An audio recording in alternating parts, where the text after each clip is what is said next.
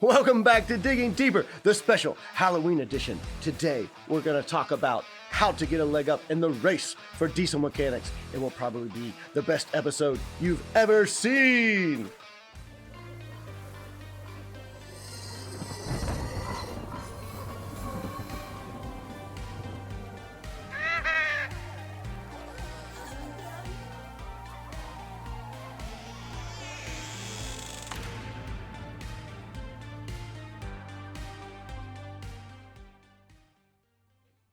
Let's start by painting a picture of just what it looks like, what the world of hiring diesel techs / mechanics looks like. So about how short are we? How many diesel techs does the industry need?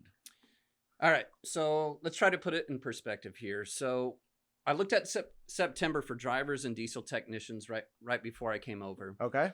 And there are over 3 million truck drivers out there, okay? There's around 300,000 diesel technicians. So about 10% of what we've got for drivers. But when we look at September data, what we see is there were 20,000 companies looking for drivers. Yeah. And there were 10,000 companies looking for a diesel technician. Right. So that alone kind of puts it into perspective, right? Where you've got about 10%, right? When we compare the 3 million to the 300,000, but we've got 50% looking for a diesel technician. Right. So pretty impressive numbers when you look at it from that standpoint on just how competitive of a space it is and how difficult it is to hire a diesel technician when you just look at those numbers alone. Right. And how many did you say the industry needs? Did I miss that part?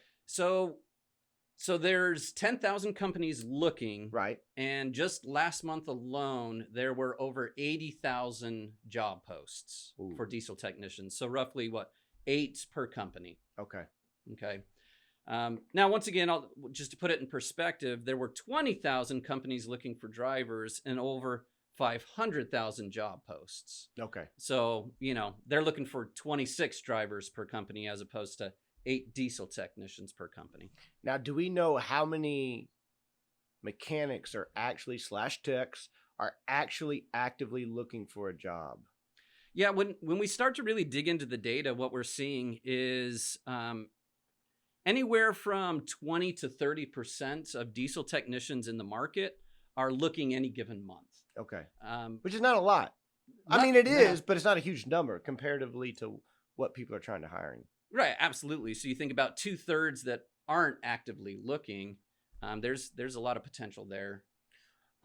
Yes. So if we think about that, if 2/3 aren't looking and the third that are, that is not enough to cover the need, right? And there may not even be enough techs to cover the need, I wouldn't think.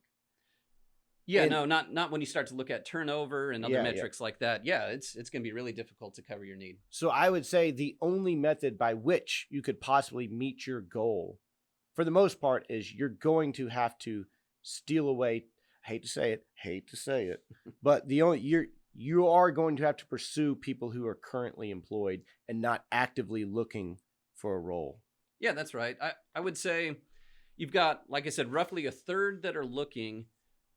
But then you've got 1/3 that would consider switching jobs if the situation were right. Right. Then you've probably got another 1/3 that are loyal to their companies. That's fine. They're going to continue to do their thing. But gosh, if you can double the size of your audience by looking at that group of people who would consider it, you're going to have way better results. That's a big reason. And pardon me, I've been rude. Did not introduce our newest guest to Digging Deeper. First time on. Long-time listener, first-time guest. Why don't you go ahead and introduce yourself, Dana, and tell us what you do, because that will lead into why we brought you on here. Thank you, David. I am Dana Jordan, and I'm the SCM manager. So my team specializes in all things Google. That's search, display, video, anything. If you're using the internet to find a job, that's going to be my team. So that's our expertise. Well, welcome to the show. Now, I think one reason that's really relevant, and feel free to correct me, is if we talk about, if you're only looking at active job seekers, people who are actually going onto job boards, unless you're offering some dream role, that just stands so far out from the competition that you'd be an idiot to say no. Right. You're going to have to reach people who aren't actively looking for a job. And that's why we brought Dana in here to kind of talk a little bit about what's working, what ad copy should look like. So we're not going to give away all the secret sauce, but we want to talk a little bit about what do you do to actually meet that need. Now, Dana, if you could kind of, since you said your expertise is in SEM, SEO, all SE things, that'd be search engine. Why don't you tell us what the world of, what it looks like from a search standpoint for techs looking for jobs? So the first thing I want to speak on is something that Seth kind of mentioned, is the active job seekers versus the amount of jobs available. For Google traffic, we're seeing over the last year roughly 27,000 searches a month for diesel mechanic. Diesel mechanic. Now, if you look at diesel tech, you drop significantly closer down to 2,400. It's a huge difference. So it just depends on who you're trying to reach, but they're also interchangeable. So I don't want anyone to get hung up on the specifics when they're looking for a job. Now, if we get one step further and look at diesel mechanic job, you're looking at a much smaller percentage. So it just, how can we get in front of the right person at the right time? And then that's where my team comes in. So it's not about just keywords, but also audience targeting. We're able to remarket to our mechanic and technician audience. We also, the Facebook team does a tremendous job on that. But there's just honestly not a lot of users out there looking. And when they do, we have to put the right content in front of them too. Yeah. And that comes back to pay. That's the biggest thing that we see is the companies that advertise pay get the most traffic and typically the most conversions, just because they're transparent about what they're offering. Yeah. Well, let me go back to the searches, because I wonder what your thoughts are. If it's why do you think it's so much bigger of a search volume for mechanic versus tech? And does that matter? Do people get, is there a difference? I guess they have to be interchangeable to some point, right? Yeah, I think we do use it interchangeably a little bit. Yeah. But I think mechanic is broader. You're right. There's lots of different types of mechanics. There's lots of different types of technicians too. But when people throw around the term technician, it typically refers more to training and experience. And like I said, it's more specific. Whereas mechanic, you don't relate as much to the level of certification that's needed. So it just, I don't know, that's the word that comes to mind when people are searching. Now, if we added all those numbers up that you just gave, so we said like 27,000 roughly searches for diesel mechanic, it was like 2,400 for technician. I think there were like 1,900 for diesel tech. Yeah. All that adds up to just over 30,000.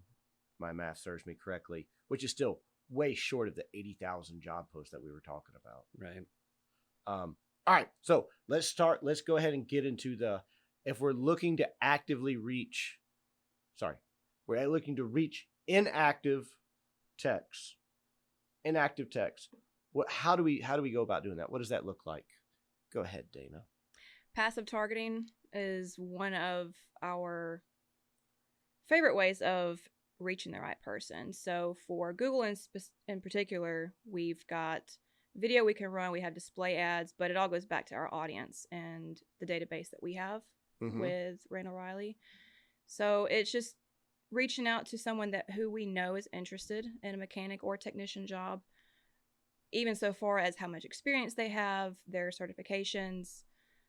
But we've had to think outside the box a little bit, because the audience, again, although it's really good, may not be large enough to meet our clients' needs, because there's just not enough people out there. And then we look at how can we create custom audiences? How can we target similar companies that hire certified mechanics or technicians? How can we target keywords, even audience-based, and go after those who look at diesel tech articles or tools to purchase? So we have some options there. I am a big advocate for the social team too, though. Right. They do a tremendous job with our audience, and that's probably one of the most commonly used, just because Facebook does a great job when it comes to remarketing to those. If we talk about, so, and kind of in the broader context of all the passive targeting, you're essentially trying to find someone who's going to interacting on the internet in their normal day-to-day job, not in a job-seeking capacity, and you have to steal away their attention from whatever they were currently doing enough that they would actually fill out a short form, make a phone call, something, right? So what are the things you mentioned? Pay, but I think we talked about some stuff earlier. What are some other things that we can do to kind of steal that attention away on the intranets? Starting with pay, I'll cover that first. Right. 67% of job seekers think that pay is the most important information when it comes to starting a new career. Mm-hmm. A lot of other factors go into play, like relocation, obviously where it's at, what's required, but pay is the top of the list. And on search ads, that's what performs the best for us across the board. That's important to people. If they don't know what a company pays, they're probably not interested, or it's going to take a lot of convincing. And I think roughly 54% won't move on to an interview if the company doesn't disclose it. Okay, so we said pay kind of general, list your pay. I know in the driver side of things, we've gotten to how to list your pay. Right. Do we have any data on how best to list your pay and ads for diesel mechanics? I mean, the most common way is by hour. So Hour. hourly rates. Mm-hmm. That's by far still the most common. But we are starting to see more weekly and annual pay. Okay. Right. Which is how the kind of driver space that transitioned over time too, where Right. it was all about the cents per mile, and then it went to weekly and then annual. I think another thing important to throw out here is sign-on bonuses. So when we look at all of our scraped data of job posts, 25% of driver job posts include something about a sign-on bonus. Right. But only 10% of technician posts include something about a sign-on bonus. Now, does that mean they're not offering it? Maybe, or maybe they're just not talking about it. But either way, if only 10% are doing it, what a great opportunity to stand out if it is something you can offer, because not very many people are doing it. One thing we talk about on this show a lot is empathy. Do we? Anyway, I think it's very important. I think empathy is your strongest tool for being good at marketing, recruiting, anything. Is being able to, when you're listening in, you always talk about uncovering the motivations. Right. And it's really like understanding their point of view. So one thing we talked about, and I think people understand this on the driver side well, is the cost of changing jobs, right? Yeah. So we talked about a thing called like relocation pay type stuff. Can you kind of get into that idea a little bit? Yeah. So not long ago, I was watching a podcast about driver recruiting. And one thing that they mentioned is they had researched how much money a driver loses out on by switching roles, by switching companies. And it was about $2,000. So I can't imagine it's all that different for a diesel technician or mechanic, right? So to me, that's where the sign-on bonus, right? You don't even have to call it a sign-on bonus, call it a transition bonus, really comes into play. Is there could be a gap between when you quit one job and when you start the next to kind of get your things in order. That's what they're looking to cover is that period there of transition. So once again, easy way to stick out. When we look at the other job post data associated with diesel technicians, it's interesting how few people talk about 401ks or even health benefits, where on the driver side, I feel like it's really dialed in. Yeah. Like there's a really good understanding of what it takes to get the attention that you need. But on the diesel tech space, a little less so. It feels like it's catching up to it, but it's got a ways to go. Where they're not putting in all of the great benefits of working with them that might help them stand out and get some attention that they're needing. Right. So let's kind of summarize what we've talked about so far. And then I just want to cover one thing that I think is very important that we should talk about anytime we talk about diesel techs. Stay tuned. So if we talk about it, it's a crowded space with not a lot of available job seekers. Right. So there is benefit to being on the job boards to get the low hanging fruit, but a lot of times the best techs with the best certifications that you need are already in a job that they probably like. Okay, so you're going to have to target passive audiences that aren't actively looking. You need to find them on the internet through ways, Google, it's Facebook, it's all the social platforms, it's all these things that they're already engaging in. And then you have to have ad creative that catches their eye and steals them away from what they're currently doing. The best way to do that is pay. Pay is the number one thing people look for. But as you were saying, the diesel tech ad space, or I should say the hiring space, is a little bit behind on thinking about additional benefits like 401k and medical and relocation pay or sign-on bonuses that say, hey, we're going to make that transition over here very easily. That's right. Anything you guys would add to any of that? Well, I do want to take it one step further and talk about process. For it. That's where I'm going. Don't be stealing my show. This ain't listening well, no, in. I have nothing to add This to that. isn't then. listening in, dog. All right. I'll hold Anything, Dana, you would like to add? Maybe that I missed. Not starting a new section. I don't think so. You covered everything. All right. Now back to digging deeper, not listening in.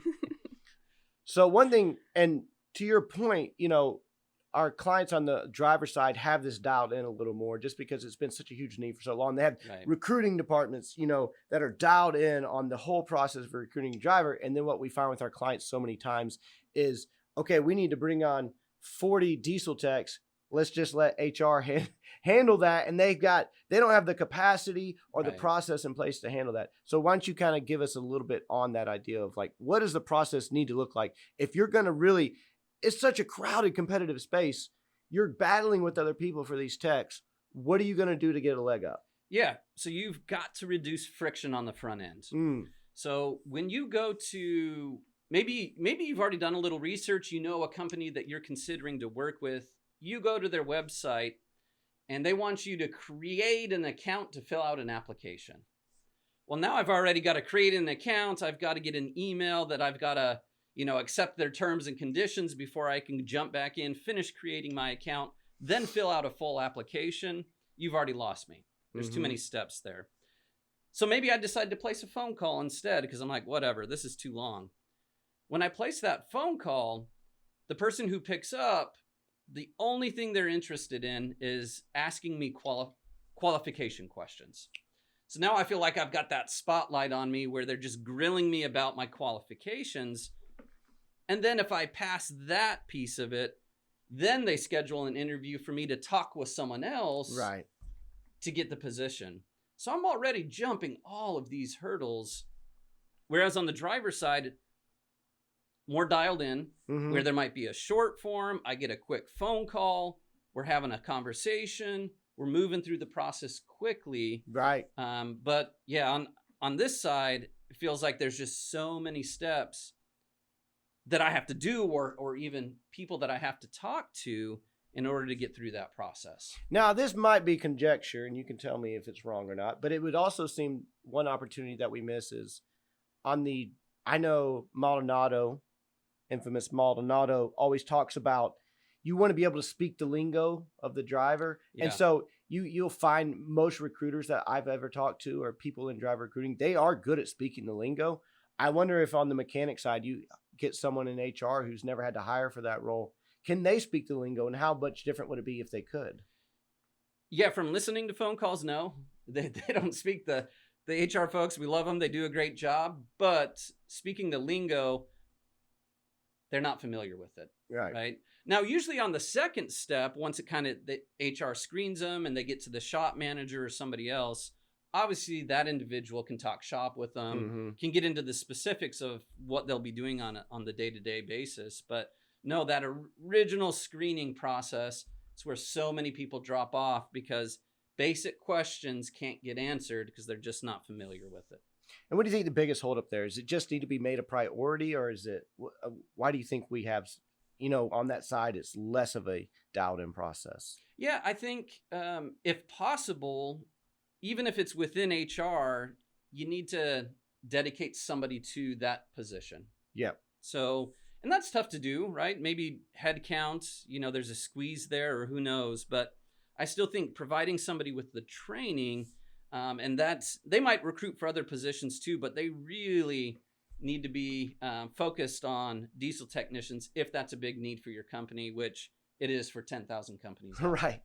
And not only just from the learning how to recruit specifically for that role, but just if you're going to invest this money in producing these leads from drivers who are mechanics that are primo mechanics, right, that were not actively looking, let's not have them have missed phone calls. Let's not have a short form that doesn't get called back for a week. Right. You need to be Johnny on the spot with all that stuff. Well, even resumes. Yeah.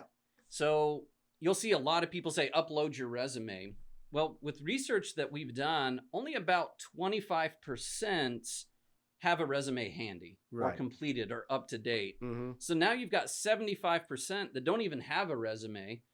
Now, should they put one together at some point during the process? Sure.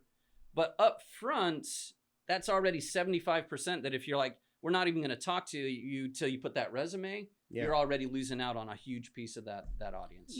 Now, Dana, I saw you vigorously shaking your head. Well, you have to think about the amount of mobile traffic too. Yeah. I mean, who's going to have access to a resume when they're job searching on their phone or they see a Facebook ad? So how can we cater to those types of applicants? So Point for you. What percentage would you say roughly is coming from mobile? 80. Woo! It's pretty significant. The old 80-20 And rule. that's across the board. That's not just with Google, but social, just in the marketing world in general. Everyone has moved to their phone for any and everything. Right.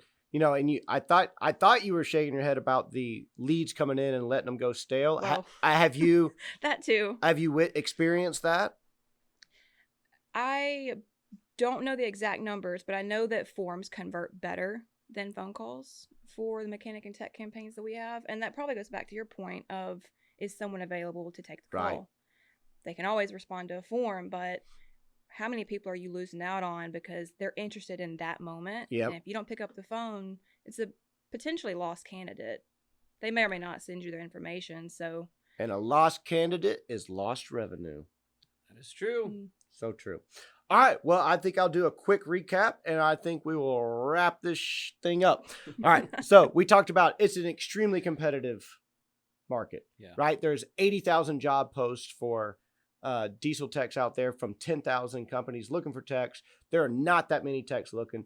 Only about a third of the entire tech audience is actively looking, right? There's only 27,000 searches for diesel mechanic right now on Google. So you are going to have to target the passive mechanics who are not actively looking.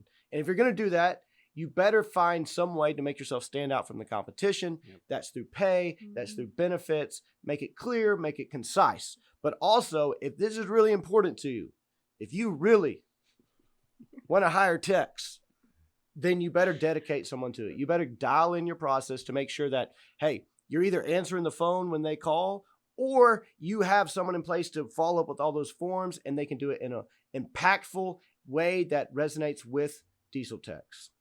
Nailed it. Yeah. That has been how to get a leg up in the war for diesel techs.